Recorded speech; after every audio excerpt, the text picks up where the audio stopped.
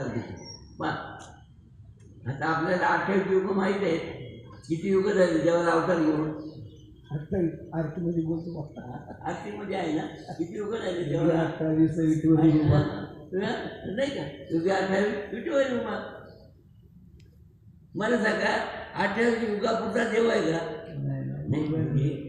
सध्याला कळावं हा पुढचेप्रमाणे कोणी घेतच नाही. हो घेऊ किती युगात आहे? 28 युगात आहे. सगळ्यालाच माहीत आहे. पण ज्यांनी केलं त्याचं नाव सांग ना. या 28 युगाचा मोजमाप कोणी दिला देवाला? त्याचं नाव सांगतात. पुंडलिकाच्या भावाचे. आणि तो गोकुळावर तिथे विटेवर उभा आहे. तेव्हापासून 28 युग झाले. म्हणजे भक्ताच्या वचनार्थ तो उभा आहे 28. पण त्याच्या आधी पुंडलिकाच्या आधी भक्त नव्हतेच का? मग त्या युगामध्ये देव नव्हता का? मग काय सांगितले त्यांनी? अनंत युगे अनंत वेशे. असंच प्रमाणे ना भाऊ. अनंत रूपे अनंत वेशे देखीला नित्याशी देवानी पाहिला. पण पाहतानी काय केलं? काय केलं?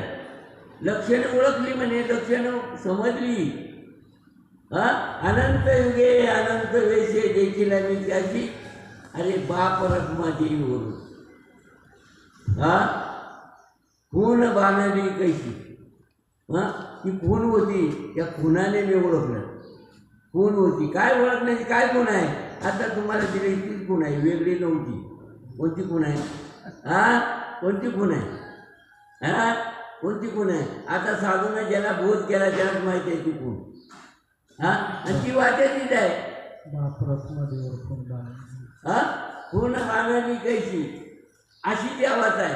आणि ती जाण झाली तर तो काय झाला? तो काय झाला? देव झाला. काय झाला? तर त्याच्या ज्या खुणा आहेत त्या ज्याला कळल्या तो तीच अवस्था होतो, वेगळा राहत नाही. आणि म्हणून त्यांनी सांगितलं की ही गोष्ट जाणीव झाल्यावर त्याचा मी निघून जातो. हंता ममता निघून जाते. आणि तो काय होतो? तो देवच होतो का? हे सगळं. आणि मग तीच देवाची भाषा आहे. काय?